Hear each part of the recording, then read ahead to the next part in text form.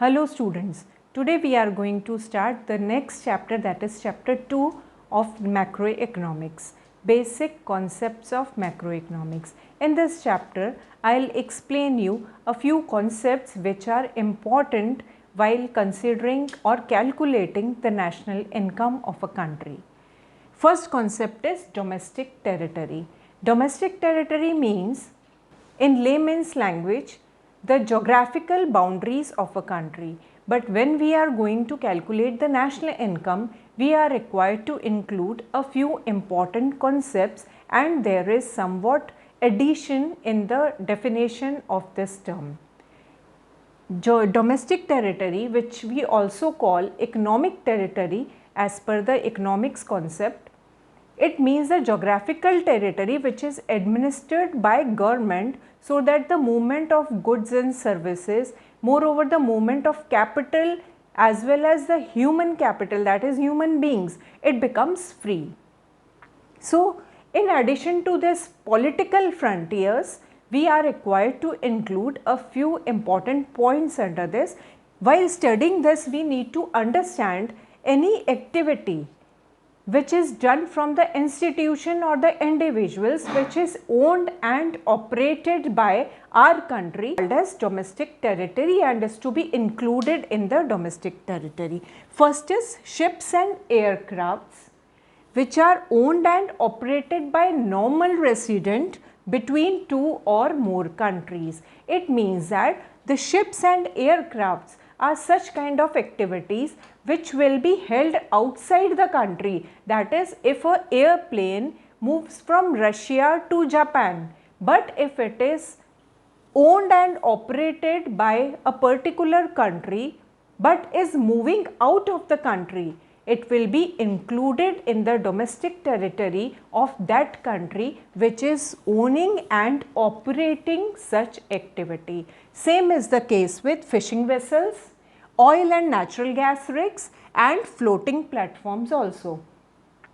They are operated by residents of the country in international waters, then they are to be included in the domestic territory of that particular country. Third is the embassies, consulates and military establishments located abroad.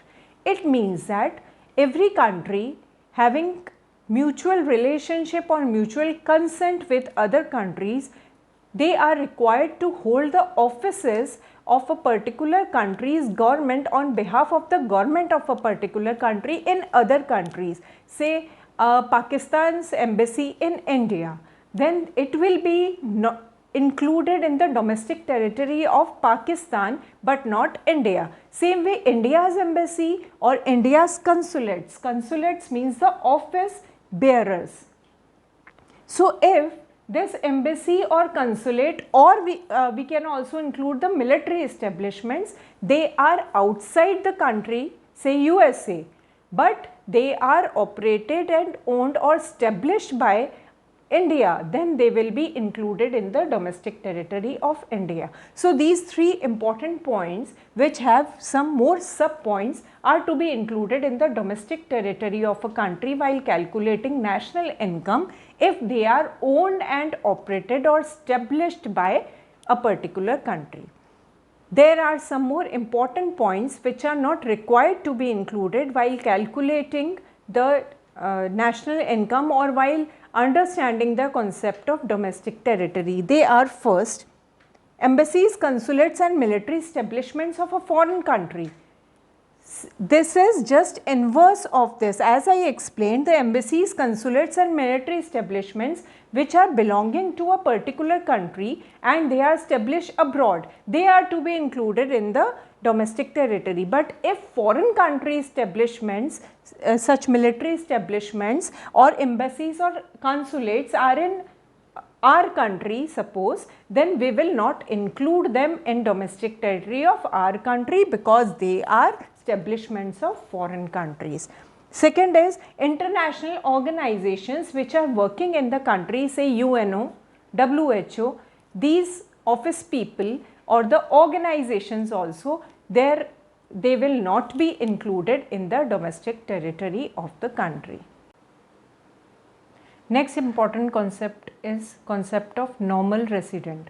A normal resident means a person or an individual and institution who ordinarily resides in a country and whose center of economic interest lies in that country. Now here we have used two important terms. First is ordinarily resides. It means that whether a person is resident of a country or not. There are two concepts, citizenship and residentship.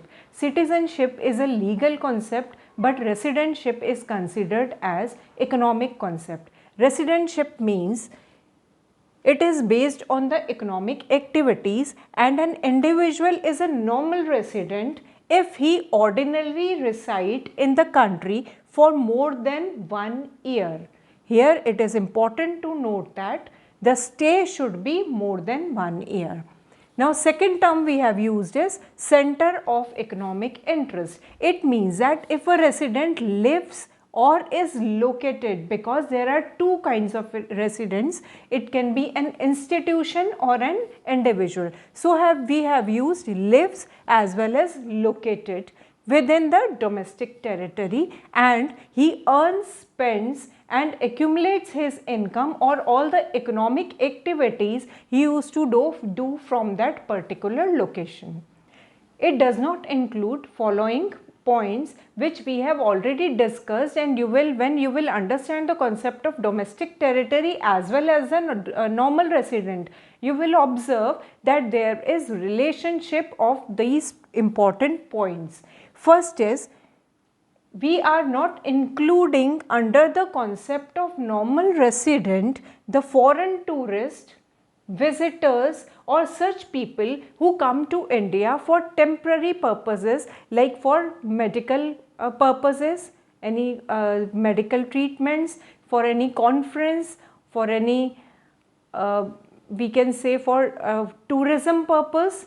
Second, foreign staff are not included. What kind of foreign staff? Which we have mentioned in domestic territory concept, that is embassies, consulates or official of foreign country, because they are also not included in the domestic territory. Third is international organizations as well as the employees of such international organizations like WHO, UNO. So here we have excluded international organizations as well as the employees of the international organizations. But it is important to note that if any foreign countries, if staff are working or the employees of such international organizations are working in a country, but they are paid from other country, they are not included. But here it is important that if their stay is more than 1 year, they will then be included, means they will be excluded from this criteria. It means that the international organizations should not be included while considering the normal residentship concept. But if their employees are staying in the country for more than 1 year, they will be included, otherwise they will not be included. Same way, crew members of foreign vessels, seasonal workers, they are not included, but only if their stay is less than 1 year. If their stay will be more than 1 year, they will be included as the normal resident. There is one more important point, the border workers. The border workers are such workers who cross the border of the country to earn their income, and again they come back to the country, and this they do very frequently. We can also say that daily they are going to the other countries, crossing the border of the country, and they are coming back in the evening to their families. It means that they are spending their income in the country. So they will be included as the normal residents. Next, we need to discuss the concept of income. Income can be categorized under two heads, factor income and transfer income. Factor income means the income which is received for rendering the factor services by the factors of production. The factors of production we know are land, labor, capital and enterprise. So factor income is rent, wages, interest and profit. Factor income of normal resident is included in national income. So factor income, as we have understood, is a dual-sided concept, but transfer income is received for not rendering any of the factor services. So this is called as a single-sided concept. So here is the difference between both of these incomes.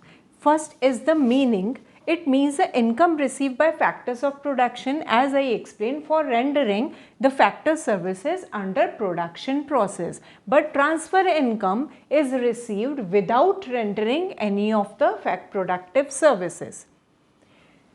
Factor income is included in concept of domestic income as well as national income, but transfer income is not included in both of these concepts. Factor income, as it is received for rendering the services, it is considered as an earning concept, whereas transfer income is only received but no services are provided, so it is simply a receipt concept. It is received by factors of production, and transfer income is generally received by household and government. The examples of factor income, as we have discussed, rent, wages, interest and profits, whereas the examples of transfer income may be scholarship, it may be gifts received by individuals from abroad, it may be the help which may be rendered by other countries to the government of one country, it may be pensions, that is old age pensions only, which are not earned but only received. So with this we conclude today's class. In the next class we are going to discuss some more important concepts related to national income.